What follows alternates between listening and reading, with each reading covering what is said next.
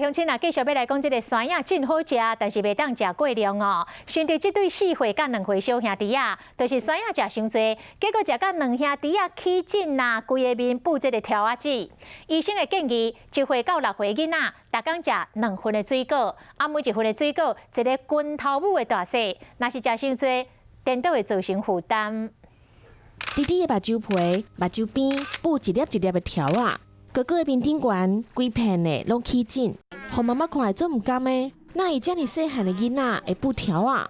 原来是因为山药。看伊食山药真正足好食的，兄弟啊，就是因为最爱食山药的，但是食了了佫无洗手。这里黏黏。摸山药了佫摸面，囡仔幼幼的皮肤对山药顶悬的7分过敏咯。 芒果它是属于一种漆树类的，好，那它里面是有一种7分的这种物质，你接触它的时候会起过敏反应。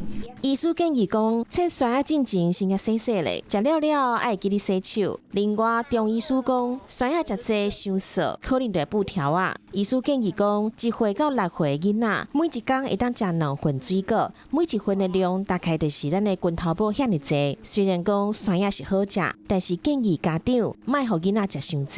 啊，无颠倒会造成身体负担。